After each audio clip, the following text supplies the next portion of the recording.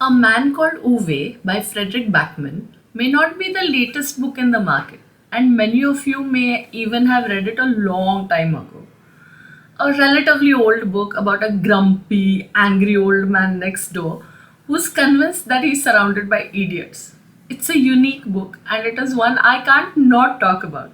It's dear to me because it was the book that first planted the idea of doing book reviews in my mind. Plus, in today's episode, I talk about both the book as well as the film adaptation, which was released in 2022, starring Tom Hanks in the title role. So, let's switch on the reading lamp.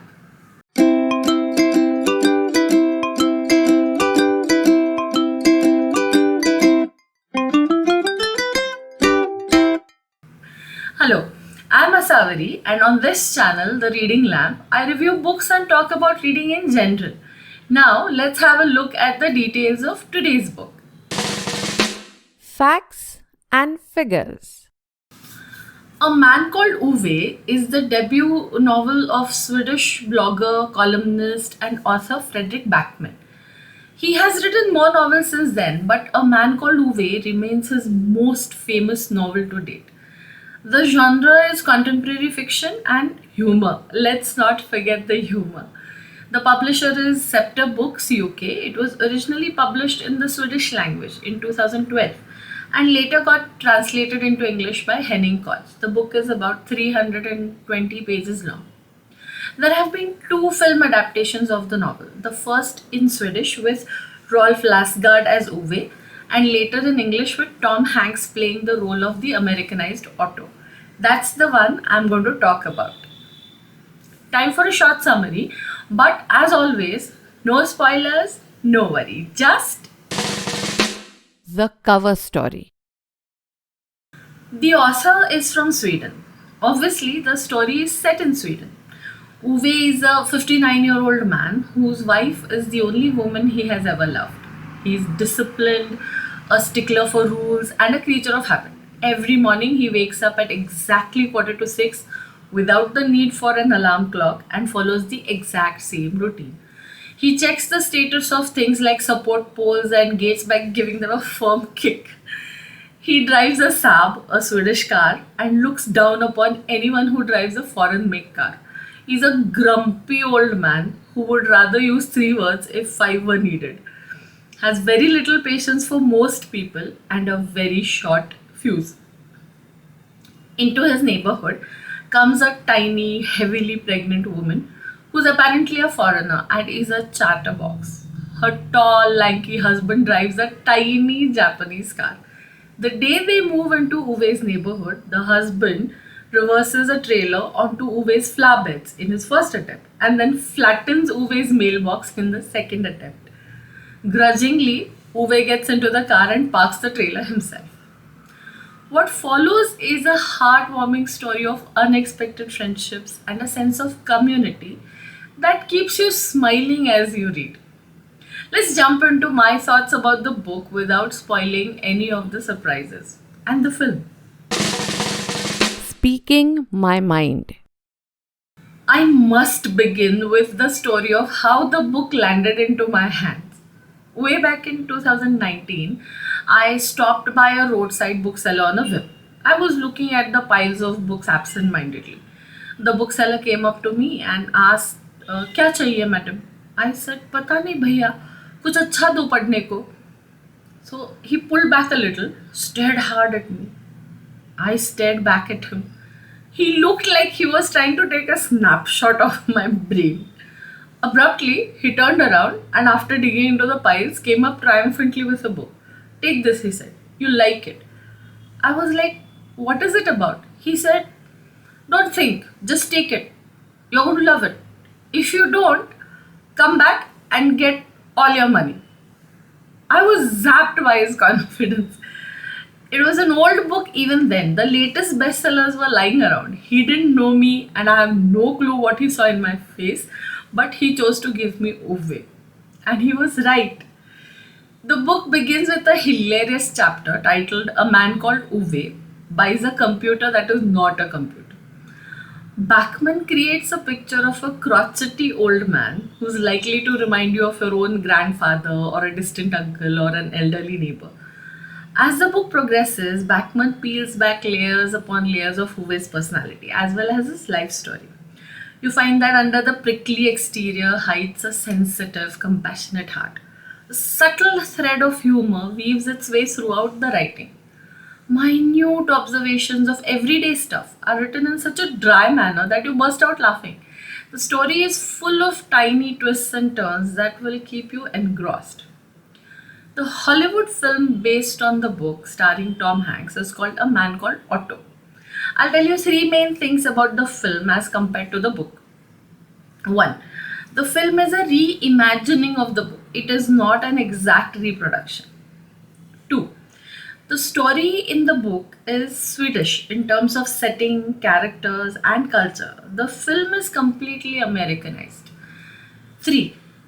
Characters and situations are adapted for the film medium as well as the American setting. Some characters slash situations are combined into one, some are omitted, some are changed completely but keeping their basic nature intact. So, if you try to map the characters or situations from the book onto those in the film, in most cases they won't map exactly. You may think that all these differences would ruin the story, but surprisingly they don't. The film stays true to the core of the book. As a Hollywood film adaptation, it works. I'm someone who's naturally biased towards the book over the film in most cases, but this is one of the exceptions. The book and film both are wonderful. They're completely different in some ways and very much similar in a lot of important ways. This is especially true in the case of the adorable characterization of Uwe and Otto, the subtle humor, which is almost like an independent character in the story, and then the heartwarming feeling they both generate. To give you a quick glimpse of what makes the story so enjoyable, I'm going to read an excerpt from the beginning of the first chapter. Quote unquote. Uwe eyes the sales assistant for a long time before shaking a medium sized white box at him. So, this is one of those OPADs, is it? He demands. The assistant, a young man with a single digit body mass index, looks ill at ease. He visibly struggles to control his urge to snatch the box out of Uwe's hands. Yes, exactly, an iPad. Do you think you could stop shaking it like that? So, it's a computer, yes? The sales assistant nods, then hesitates and quickly shakes his head. Yes, or what I mean is, it's an iPad. Some people call it a tablet and others call it a surfing device. There are different ways of looking at it. Uwe looks at the sales assistant as if he has just spoken backwards before shaking the box again. But is it good, this thing? The assistant nods confusedly. Yes, or how do you mean? Uwe sighs and starts talking slowly, articulating his words as if the only problem here is his adversary's impaired hearing. Is it good? Is it a good computer? That's how it's written there. Is full stop. It full stop. Good with 7 8 O's. The assistant scratches his chin. I mean, yeah, it's really good, but it depends what sort of computer you want. Uwe glares at him.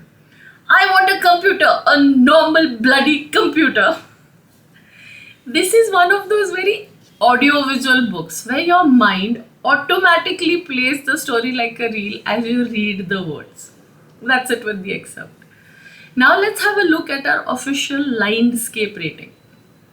Linescape, as you know, is an acronym for a 10-factor rating system that I have devised in order to make my book reviews and ratings more methodical and consistent. There's a link in the description to a video that explains the Linescape rating system in detail. Let's see what the Linescape of the book A Man Called Uwe looks like. Linescape rating.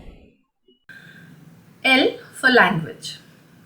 Witty writing that delicately balances humor and compassion. 10 on 10. I for impact. The book left a lasting impression on me. I still love it so many years later. However, it's a book for pure reading pleasure. 8 on 10. And for novelty. A book about a curmudgeon that makes you laugh at him and empathize with him at the same time. 9 on 10. E for engagement. The story surprises and hooks you. 10 on 10. D for descriptions. The descriptions fit perfectly like gloves, and in many places, I found myself marveling at how apt they were. Like in the description of the computer salesman, Bachman says single digit body mass index, and I literally saw him. 9 on 10. S for sense, also known as logic, 8 on 10. C for characters.